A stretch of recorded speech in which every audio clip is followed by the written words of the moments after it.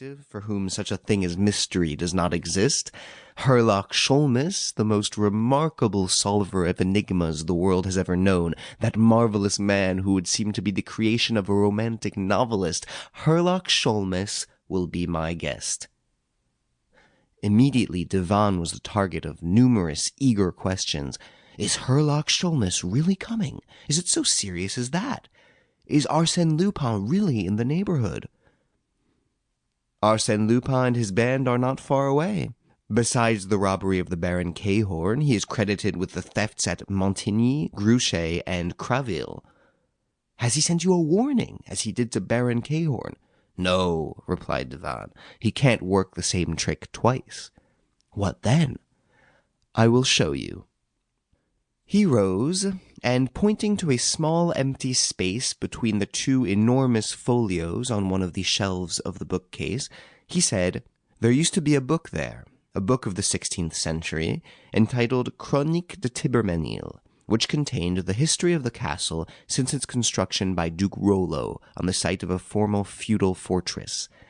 There were 3 engraved plates in the book, one of which was a general view of the whole estate, another the plan of the buildings, and the third, I call your attention to it particularly, the third was the sketch of a subterranean passage, an entrance to which is outside the first line of ramparts, while the other end of the passage is here, in this very room.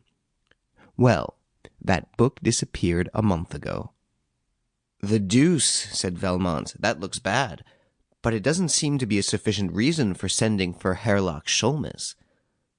Certainly that was not sufficient in itself, but another incident happened that gives the disappearance of the book a special significance.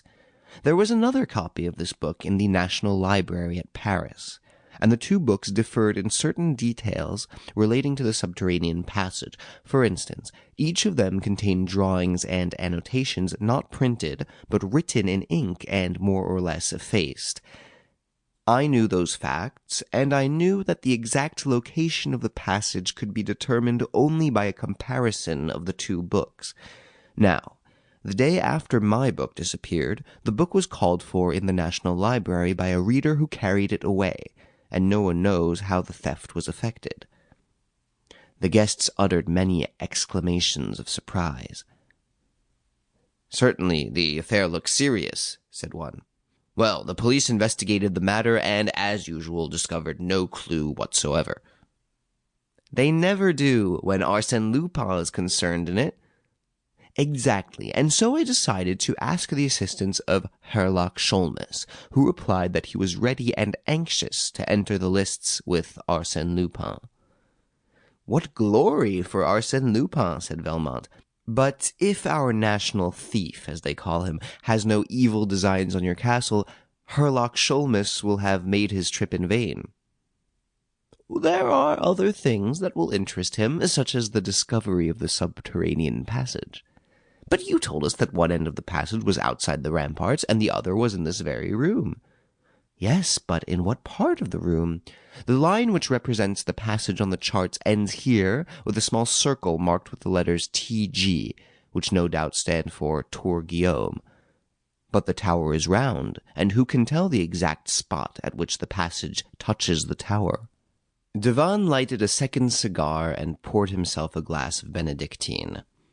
His guests pressed him with questions, and he was pleased to observe the interest that his remarks had created.